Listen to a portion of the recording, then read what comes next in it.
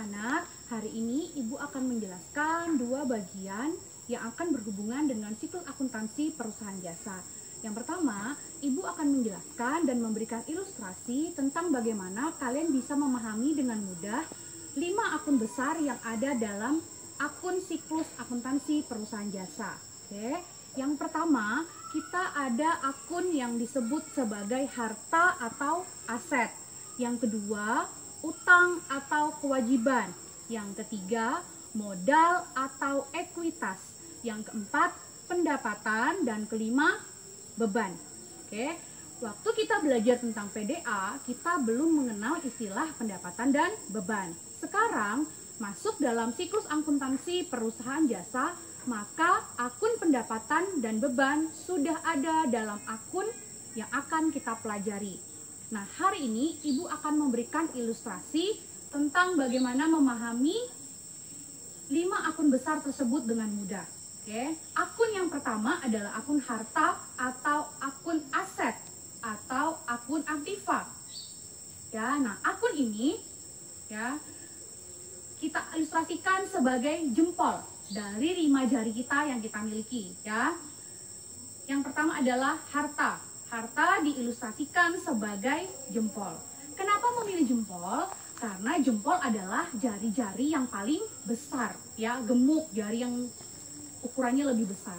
Sama seperti harta, ketika kita memiliki perusahaan, harapan kita adalah harta kita pasti besar. Oke. Akun yang kedua yaitu utang atau kewajiban.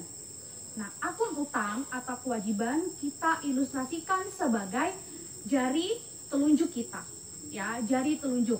Jadi ingatlah bahwa ketika kita menunjuk bertemu dengan orang, oh iya, saya punya hutang dengan si A, saya punya hutang dengan si B, saya punya hutang dengan si C. Jadi jari telunjuk kita ilustrasikan sebagai utang atau hutang. Oke. Yang ketiga adalah akun modal. Nah, akun modal itu adalah kita ilustrasikan sebagai jari tengah.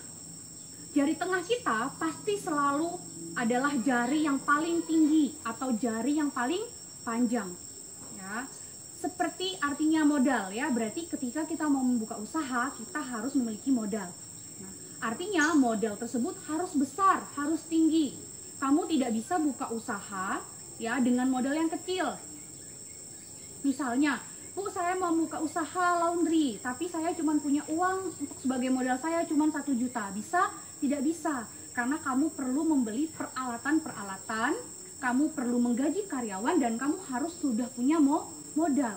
Ya, jadi modal itu seperti jari tengah yang tinggi dan besar.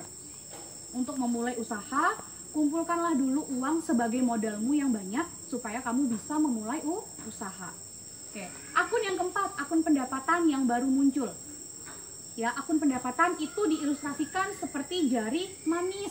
Ya, jari manis. Namanya jari manis, nah, manis berarti ya. Nah, seperti pendapatan. Pendapatan itu adalah penghasilan kita.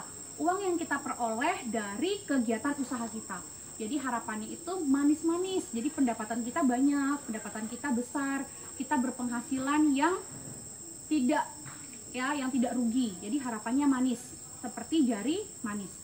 Ya, yang terakhir, yang kelima, ya, adalah beban. Nah, beban kita ilustrasikan seperti jari kelingking kita.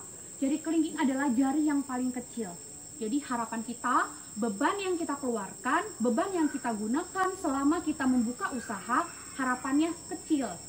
Ya, bisa kita tekan beban tersebut. Sehingga pada akhirnya kita akan memiliki pendapatan dan juga harta yang besar. Oke, ini adalah 5 akun yang terdapat dalam siklus akuntansi perusahaan jasa. Ibu ulangi sekali lagi.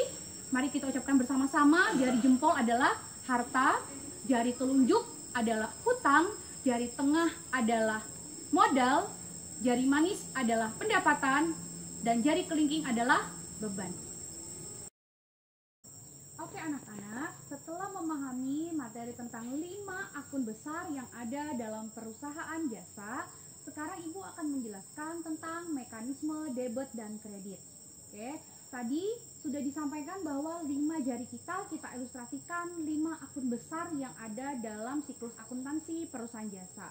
Sekarang, mari bersama-sama kita gerakkan tangan kita, ya. Asumsikan tangan kananmu adalah debit atau debit, tangan kirimu adalah kredit, ya. Jadi tangan kanan adalah debit 5 jari, tangan kirimu adalah kredit 5 jari, ya.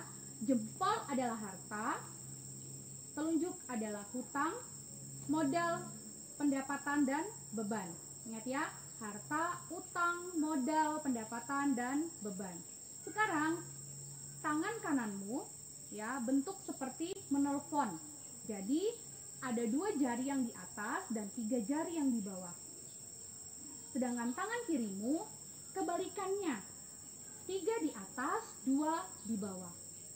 Oke, jadi mekanisme debit dan kredit itu bisa kita ilustrasikan seperti ini.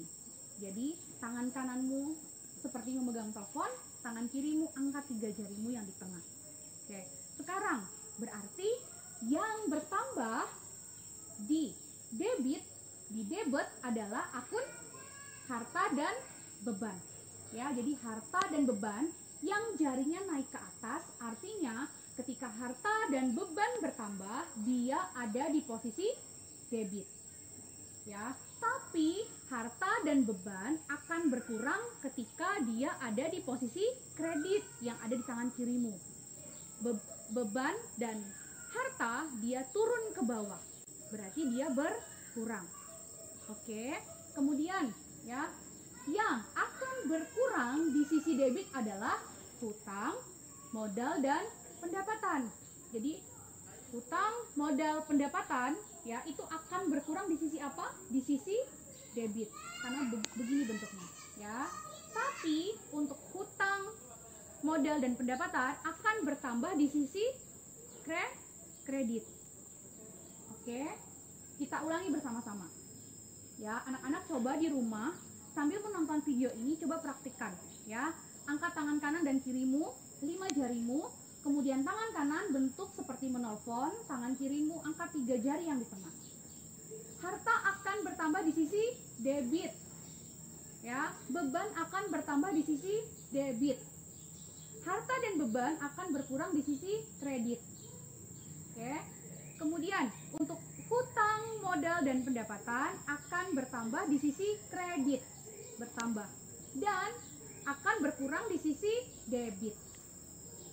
Oke anak-anak, selamat mencoba, selamat memahami. Semoga kalian paham ya ilustrasi ini. Jadi tidak perlu membuat kotak-kotak untuk mengerti tentang debit dan kredit. Jadi semoga melalui ilustrasi gerakan tangan ini akan selalu kamu ingat ya. Untuk bertambah dan berkurangnya masing-masing akun ini letaknya di sisi debit atau di sisi kredit.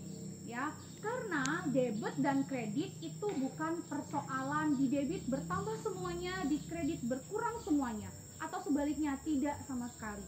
Debit kredit itu adalah dia bisa bertambah dan bisa berkurang di masing-masing sisi, tergantung akun apa yang sedang kamu gunakan.